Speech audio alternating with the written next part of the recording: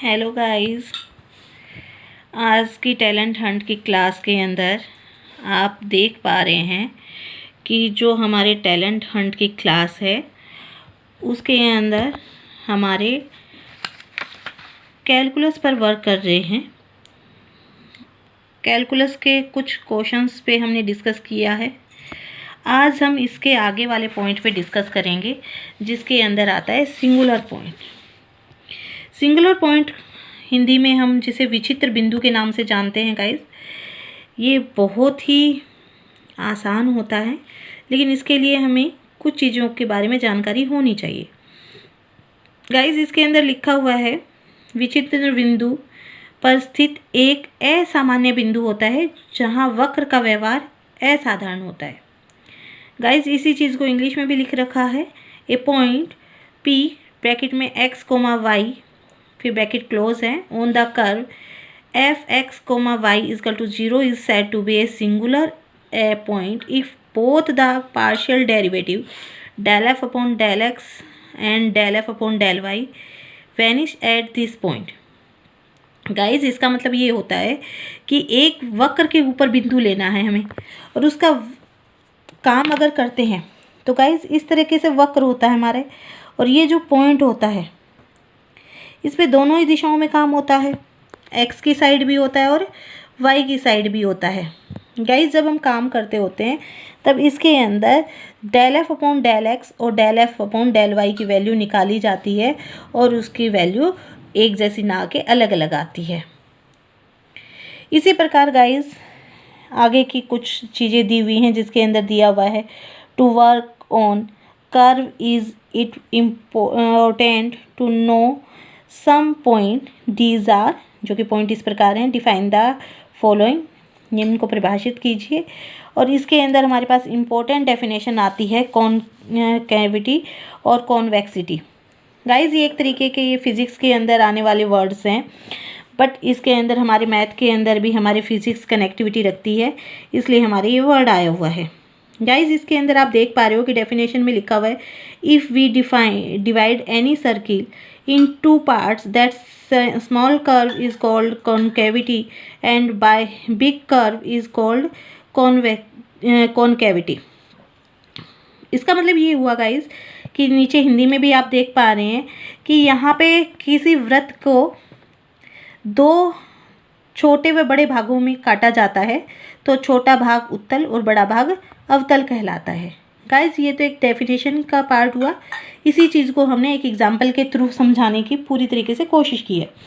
Guys इस तरीके से दिया हुआ है जिसके अंदर आप देख पा रहे हो कि बिंदु के सापेक्ष यहाँ दिया हुआ है, एक वृत्त बना दिया, ये पूरा वृत्त बना हुआ है, और इस वृत्त के अंदर हमने दो स्पर्श रेखाएं खींची हैं, पी से पी ए और पी बी। फिर गाइज हमने एक सेगमेंट के द्वारा, एक लाइन के द्वारा इसे अलग पार्ट में कर दिया। ये छोटा पार्ट है और ये बड़ा पार्ट है। गाइज इसके अंदर हमने बीच वाली लाइन के अकॉर्डिंग इस यहाँ बीच में वृत्त के ऊपर आर पॉइंट रखा हुआ है कि यहाँ से होते हुए ये आगे पहुँच रहा है। गाइज इसके अंदर ये जो छोटा पार्ट है इस लाइन के अकॉर्डिंग अगर बात करते हैं गाइज, तो इस लाइन के अकॉर्डिंग हमारे एक पार्ट छोटा और एक पार्ट बड़ा बन गया, और इसी के लिए हमें क्या कहते हैं, माना ए आर बी, ये वाला पार्ट है A R B. A B लेते तो गाइज हमारा ए बी जो लाइन होती सीधी होती, लेकिन हमने क्या लिया, कर्व लिया है। इस कर्व के अंदर कोई चाप इस प्रकार है कि पी कोई अलग ही बिंदु लिया हुआ है, जैसे यहाँ बाहर की तरफ है, से चाप पी के से चाप के बिंदु ए तथा बी पर स्पर्श रेखाएं पी ए पी बी थी खींची गई है। बिंदु पी तथा चाप स्पर्श रेखाओं के मध्य स्थित अन्य बिंदु के सापेक्ष चाप ए आर बी उत्तल है। जैसा कि हम देख पा रहे हैं कि ये छोटा पार्ट है कर्व का, ये वाला हिस्सा छोटा है और ये वाला हिस्सा बड़ा है। बड़ा वाला हिस्सा अवतल है और छोटे वाला हिस्सा उत्तल है। इसी प्रकार गाइस इसके अंदर कुछ और भी चीज़ें देखने को मिलेंगी हमें, जो कि इस प्रकार है। एक आता है हमारे कर्व के अंदर नति परिवर्तन बिंदु। नति परिवर्तन बिंदु के अंदर क्या होता है गाइस कि ऊपर और नीचे अगर हम जाते हैं तो उसके अंदर गाइज हमारे बीच का जो पॉइंट होता है उसे हम नति परिवर्तन बिंदु कहते हैं। यहाँ गाइज डेफिनेशन में दोनों इंग्लिश और हिंदी में हमने समझा रखी हैं, जिसके अंदर दिया हुआ है if we take a point P on L then one side is convex and the second side is concavity, then that point P is called the point of inflection। अब गाइज ये हिंदी में यही परिभाषा दी हुई एक तरीके से, जब वक्र किसी बिंदु P पर किसी रेखा L के सापेक्ष एक और अवतल और दूसरी ओर उत्तल हो तो बिंदु P नति परिवर्तन बिंदु कहलाता है। लेकिन गाइज इसको हमें समझने के लिए डेफिनेशन के साथ साथ हमें अगर एग्जांपल मिल जाता है तो और इजी हो जाता है, जो कि इस प्रकार है। गाइज इस डायग्राम के अंदर जो ये P पॉइंट है, ये मिड पॉइंट है, यहाँ ऊपर और नीचे जाने की स्थिति है। ऊपर वाला हिस्सा यहाँ आपके अलग पार्ट बनाता है और नीचे वाला हिस्सा अलग पार्ट बनाता है। P यहाँ पे एक नति परिवर्तन बिंदु की तरह नज़र आता है। उत्तर और अवतल को तो हम देख ही चुके हैं कि जब भी किसी सर्किल को हम दो हिस्सों में बांटते हैं तो नति परिवर्तन बिंदु उसी में से निकालना है हमें। ठीक है गाइज, तो छोटा पार्ट होता है वो उत्तल होता है, बड़ा पार्ट होता है वो अवतल होता है।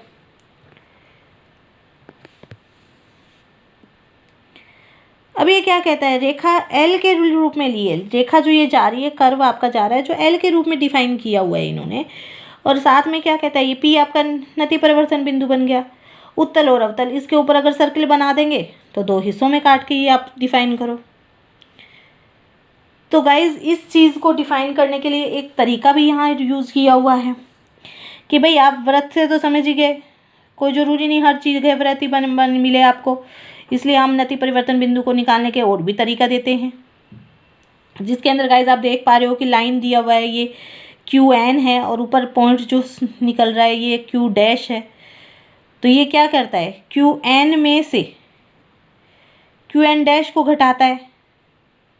अब गाइज यूँ तो आपके बड़ी में से ही छोटा घटता है, लेकिन यहाँ आप देख पा रहे हो कि यहाँ नीचे एक दिया हुआ है, ये ऊपर गया तो Q डैश बना, तो यही लाइन अगर नीचे आती है तो ये Q डैश है, ये Q है और ये भी Q है।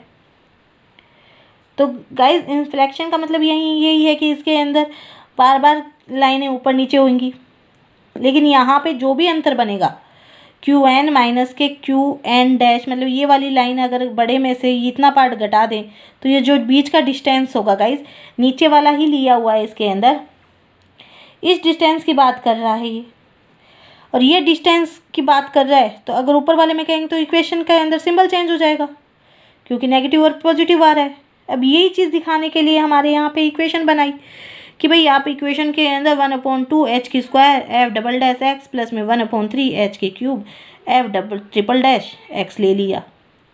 गाइज जिसके अंदर f डबल डैश x की वैल्यू 0 के बराबर लेनी है और ये वाला नॉट इक्वल टू 0 है। यहाँ पे गाइज इक्वेशन चलती रहेगी, h के पर्याप्त मानों के लिए RHS का चिन्ह h के क्यूब और f का 3 बार अवकलन करने के समान ही होगा। इसका चिन्ह h के साथ बदलता है तथा यह वक्र बिंदु P पर x अक्ष के एक ओर अवतल और दूसरी ओर उत्तल होता है। तो गाइज इसको पहचानने के लिए भी और हमें इक्वेशंस को सोल्व करना होगा, लेकिन यहाँ इस वक्त हम केवल डेफिनेशन को ही सोल्व कर रहे हैं। बस जानने की बात यह है कि जब भी हम 3 बार किसी इक्वेशन का अवकलन करेंगे तो उसका मान 0 ना हो, 2 बार अवकलन करने पे पक्का 0 आएगा। तो हम इस डेफिनेशन के अकॉर्डिंग तो केवल इतना ही जानेंगे, आगे की चीज़ हम क्वेश्चन पे जानेंगे। गाइज अब देख पा रहे हैं आप तरंगण बिंदु जिसे पॉइंट ऑफ अनड्यूलेशन कहते हैं, ये भी एक हमारी परिभाषा है, दिखने में बड़ी नॉर्मल सी दिख रही है, जिसमें लिखा हुआ है if we take point of inflection that posit work of inflection is called the point of undulation. जिसे लिख सकते हैं जब वक्र में किसी बिंदु P पर नति परिवर्तन बिंदु के विपरीत स्थिति में ई को तरंगण बिंदु कहते हैं। गाइज ये जो दिया हुआ है इसके अगर विपरीत कोई काम किया जाता है तो वो तरंगण की स्थिति में आ जाता है। गाइज अब हमें तो अपना वर्क करना है, तो गाइज इसके बारे में भी जानना पड़ेगा। तो हमारे पास क्या आएंगी, परिभाषाएं और आएंगी।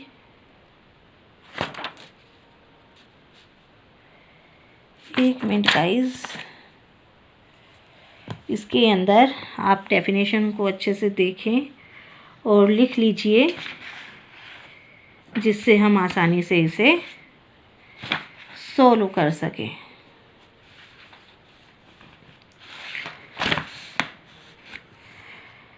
इसको सॉल्व करने के लिए गाइस हमें और भी कई चीज़ों की हेल्प लेनी होगी।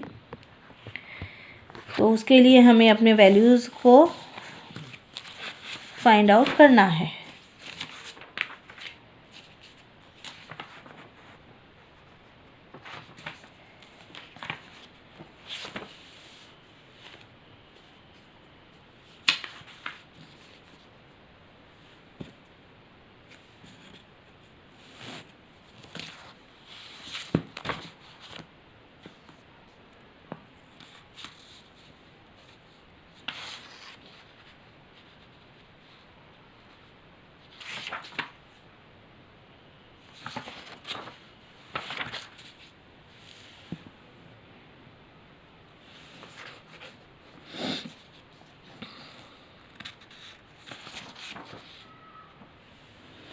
अब गाइस ये देखिए, एक एग्जिस्टेंस दिया हुआ है जिसके अंदर आप देख पा रहे हैं इक्वेशन की वैल्यू को।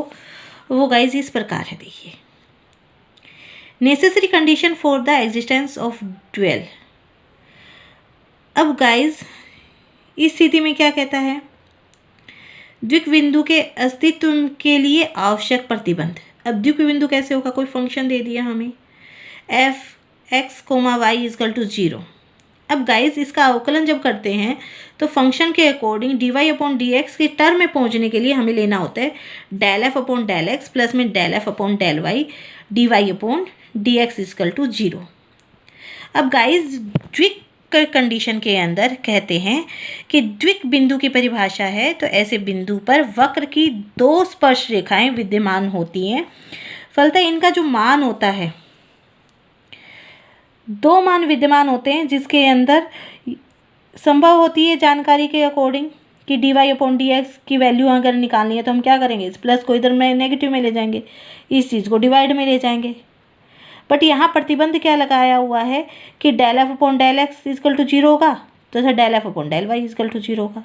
दोनों स्थितियों में वैल्यू आपको पता है D Y upon D X 0 से मल्टीप्लाई होने पे 0 देता है, और 2 0 आंसर जोड़ के 0 ही आंसर देते हैं।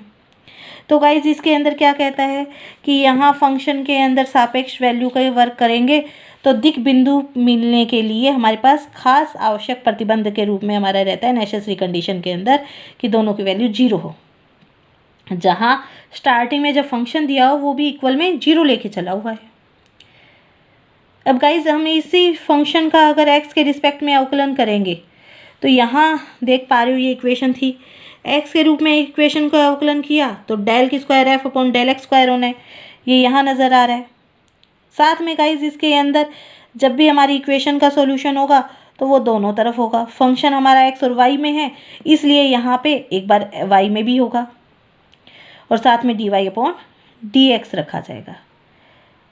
यहाँ पे गाइज फंक्शन x और y दोनों पे वर्क कर रहे हैं, इसलिए हम ऐसा कर पा रहे हैं।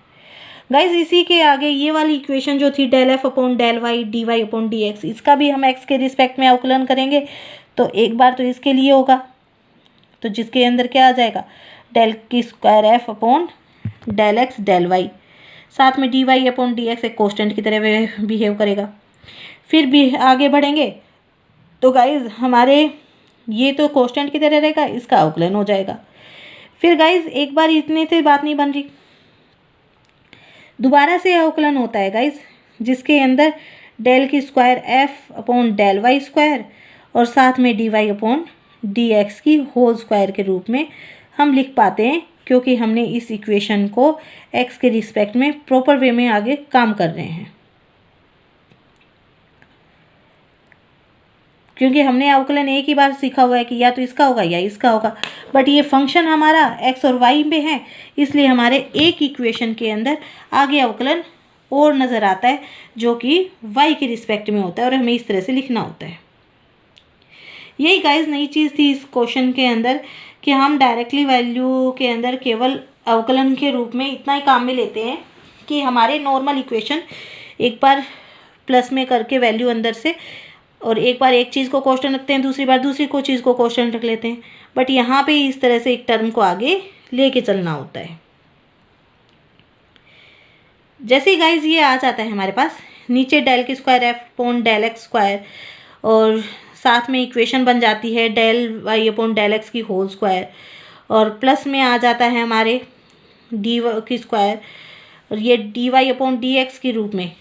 तो ये गाइज हमारा d Y upon D x यहाँ पर भी था, और गाइज यहाँ पे भी है, तो इन दोनों को जोड़ा तो हमारा यहाँ पे आ गया। साथ में गाइज डी की square F upon del x square यहाँ था, ये लिख दिया, और D F upon del Y द्विक बिंदु की वजह से हमारा 0 था, इसलिए हमारे जो वैल्यू का आंसर आ रहा है वो गाइज यहाँ के अंदर बीच वाली जो टर्म है, ये वाली टर्म, ये हमारी 0 हो जाती है गाइज, क्योंकि del F upon del Y द्विक बिंदु के कारण हमने 0 लिया हुआ है।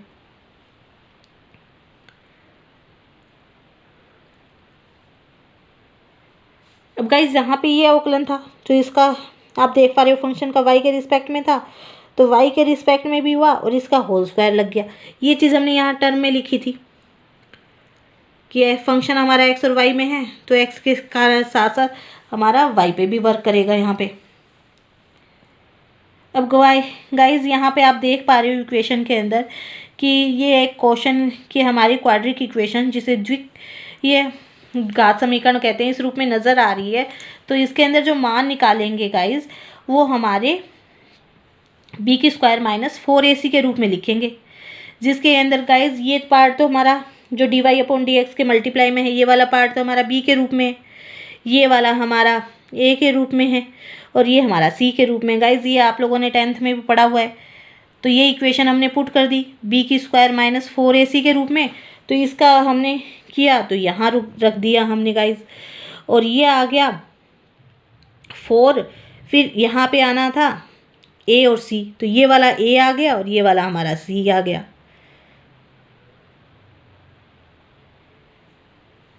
इस तरीके से गाइज हमने लिख लिया।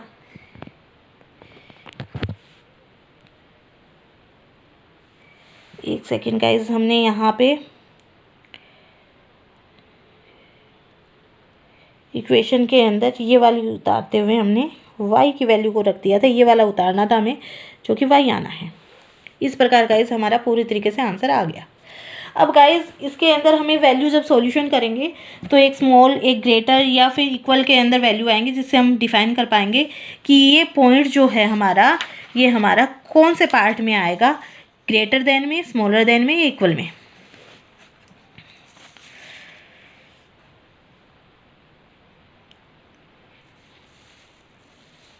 इस प्रकार गाइज हम वैल्यू को निकाल पाएंगे। इसके अंदर गाइज जब हमारी वर्क वैल्यू निकल जाती है तो यहाँ से हम आंसर को निकालेंगे और बताएंगे कि कौन सा पार्ट आया, उत्तल है, अवतल है, क्या चीज़ आ रही है हमारे। जैसे कि यहाँ गिवन कर रखा है कि अगर हमारे पास में वैल्यू डेल की square F upon del x square d y का मान बड़ा है, छोटा है या स्मॉल में है, तो इस तरह से इक्वेशन बन जाती है, क्योंकि 4 से 4 तो हमारा 0 होना था। अब कट जाने की वजह से यहाँ पे क्या आता है, इक्वल में वैल्यू चली जाती है। अब ये कहता है कि द्विक बिंदु के अंदर नोड या उभयाग्र या संयुग्मी बिंदु होगा, जिसके अंदर हमें अलग अलग वैल्यूज़ को निकालना पड़ेगा। गाइज अगर ये तीनों बिंदु अगर 0 आ जाते हैं तो कोई भी बिंदु अस्तित्व में नहीं होगा। तो गाइज नोड क्या होता है, नोड एक ऐसा प्रकार का काम होता है, जैसे इस तरह से बना दिया हमने, तो ये जो बीच की है ये एक तरीके नोड का काम करती है, क्योंकि हमने दोनों साइड में बांधा हुआ है इसको। तो गाइज ऐसी चीज़ को करने के लिए हमें क्या करना है, पहले इसके लिए हमें अपना वर्क करना पड़ेगा, और गाइज इसके बारे में और भी हम जानेंगे। आज के लिए गाइज इतना ही। Thank you guys.